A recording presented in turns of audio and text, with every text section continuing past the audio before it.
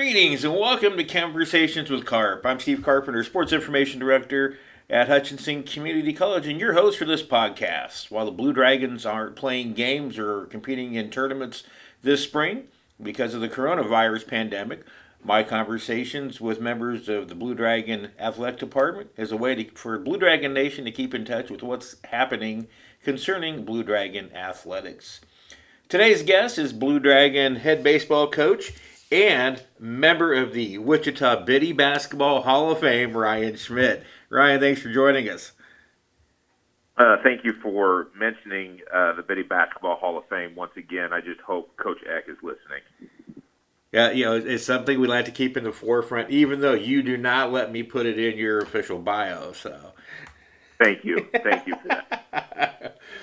Well, baseball was one of the teams that had their seasons cut short. The Blue Dragons ended with a record of 14-7 after a very promising 13-2 start. The Barton series, which we'll speak of here in a little bit, kind of slowed that down. Ryan came to Hutchinson in 2013 as head baseball coach. A record of 281 and 150 at Hutchinson, 3 Jayhawk West titles, and probably one of the most memorable postseason runs in Blue Dragon history last year. And again, we will touch upon that. Ryan, Blue Dragon baseball was in Liberal playing Seward County on March 12th, which turned out to be the last day of the regular season. I know word was kind of getting out before the doubleheader ended out at Seward County. How weird was it for you guys to kind of still be playing, knowing that this could be it? I found out when I was shaking Mike Davidson's hand, the coach at Seward, after our doubleheader. He goes, "Did you hear?" I said, "I hear what?" And he and I spent some time at home plate, just trying to absorb the blow. Just trying to absorb everything that was going on. It's still, even today, hard to get your head around everything. And we can think of it from an athletic standpoint, but big picture, your hearts go out to the people working on the front lines and the people making the hard decisions as it comes to just life in general. And so it was a shock to everybody. It was, I called Josh Gooch after the home plate meeting, and I said, "Is this true?" I just couldn't get my head around it, and our hearts go out to the players and everybody involved, and it's just it was a shocking moment, hard to take in for everybody.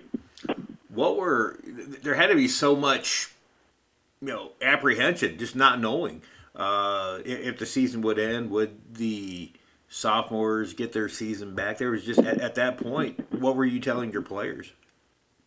Just to hang on. We were in limbo there for a while. When we were waiting for the NJCAA to make some decisions, when we were waiting for the KJCC to make some decisions, for the NCAA to make some decisions, and to their credit, I think they all made the right decisions. They awarded the spring sports participants their full year of eligibility back, and I think that was the right decision, and I think it's going to help those players, those student athletes, to move on in the right direction, but everybody was just sitting around in limbo for a while, and they didn't know which way they were going to go, and they didn't know where their futures were, what their futures held. And at least they have some options. They can move on if they choose to. They can stay here if they choose to. There's going to be some more options for them on the table, which I was extremely happy about. Probably more than any other sport affected by this, baseball has some added options in there. There's the draft that comes up every June. I've still not heard how MLB is going to handle that. I think they're still going to handle that pretty much the same way. It's pretty much done over the phone anyway, with the exception of the first round that's now shown on MLB Network. But like you said, options. there's stuff to be considered after the sophomores coming back. Plus, you have incoming high school seniors that those are topics yet to really be discussed. So obviously, expanded rosters and what that does to scholarships and everything, that's still yet to be determined, right? Absolutely. Major League Baseball is going to have a 5-round draft this year, which is a huge difference because it's been 40 in the past. I don't know if they've set a date yet for it. So there's a lot of movement that could happen there. It's really going to compress the rosters. There's going to be more allowances for players, so there's going to be some bigger numbers on some rosters. We had one of the lowest numbers in junior college. We had 33 guys on our roster last year, and going into next year, I still think we have a manageable number. If we were to start today, we'd be under 40 players, and so. But other programs are going to be affected in a different way. The 4-year schools are going to have more freshmen coming in, with their freshman class this year being freshmen again. So there's going to be a lot of compressed rosters. It may help junior college baseball. It may give those kids that are at 4-year institutions that aren't seeing the time that they want. There could be some movement down to the junior colleges. There's just a lot of moving and shaking going on, and I think there will be some more moving and shaking as we go forward. In light of what's happened, and in this time period of uncertainty, there could be some more movement here in the not too distant future. So, with all that in mind, the season is over. There's no question about that. But business still goes on for Blue Dragon baseball. What are you and your coaching staff doing in terms of maintaining contact with your current players and also recruiting?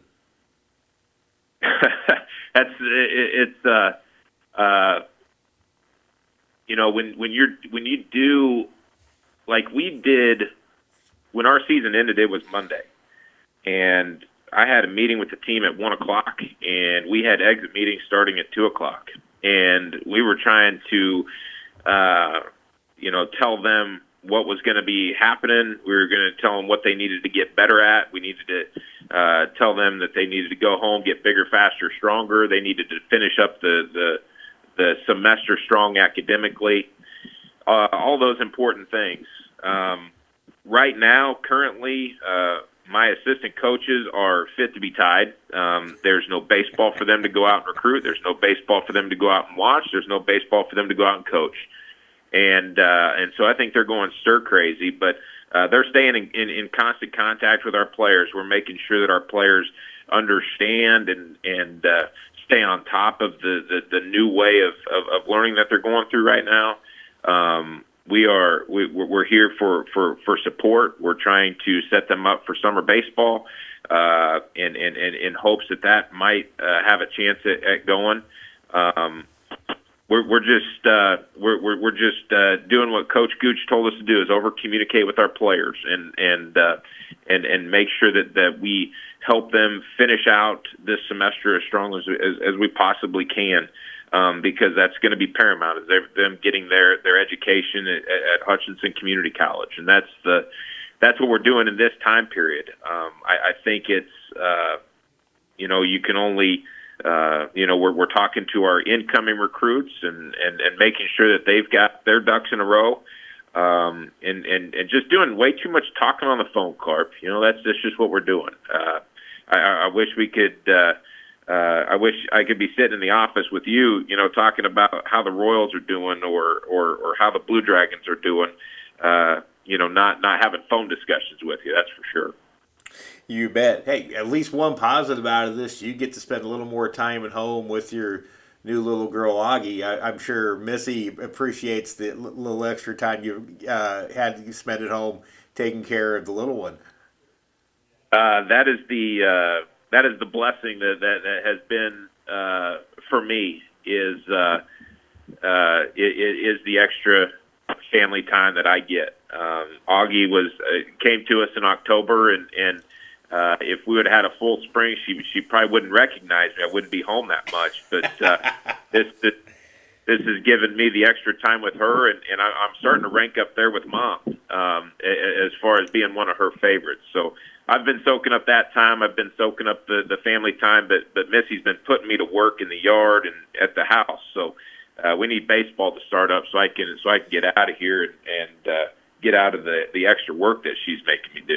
You bet. Well, let's go back and talk about the season real quick. A really great start, 13-2, and then the Barton Cougars open up the conference with the Cougars, 2 at Hobart Detter Field and 2 up there. That was an eye-opening weekend. We had a young crew, and I was so proud of them getting out of the box, and we were 13-2, and we were trying to manage, where we were at, and they got a good look at what the Jayhawk Conference is all about in that first weekend. Every first game that you go into, you got to find a way to win a one-run game. And that opening day, we lost 2 one-run games. And it was, the wind was right in our face, and you had to make your breaks, and we didn't make our breaks that day. And then we went out there for a wild day out there, and coming home getting swept. I think that was the first time that we've been swept in my tenure here. Yep. And so it was a bad start to our conference after getting out of the non-conference, going pretty good. And so, but they found out what the Jayhawk Conference is. When you play in this conference, it's tough day in and day out. And so give credit to Barton. They've got a great club, and they had the same record going into, or about the same record going into that weekend. They had a good club this year, and so we were kind of managing our expectations going into it, but we got our eyes open there, and it was that with the sudden end of the season, I thought, you go to Seward, you get a split on the road, you got a chance to come home and win the series. That's what as a coach, when you do get punched in the face like that, your mind goes into hyperdrive and how you're going to help that team get out there and fix it, and that's what my mind was doing at the time. And I thought, we had played a lot better on the road at Seward, and I thought we were moving in that right direction. Then boom, it's over with, and you don't get a chance to kind of get back on the right track. And so that's the other part about it is as the season goes along, those are the things that you look forward to as a coach is managing those tough times. Those how are we going to dig ourselves out of this? How are we going to make it?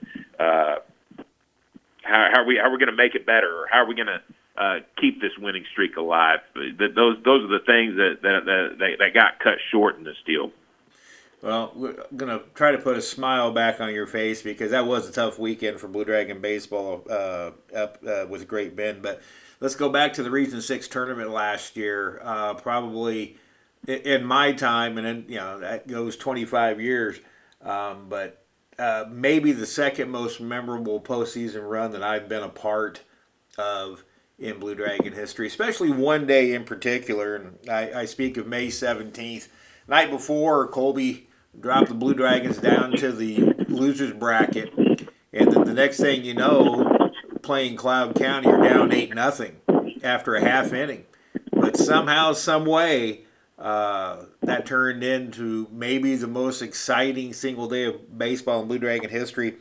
Logan Sartori hits a walk-off home run to beat Cloud County that landed over 21st Street at X Stadium. If you're fans, if you know where X Stadium is, it went over the left field wall over 21st Street.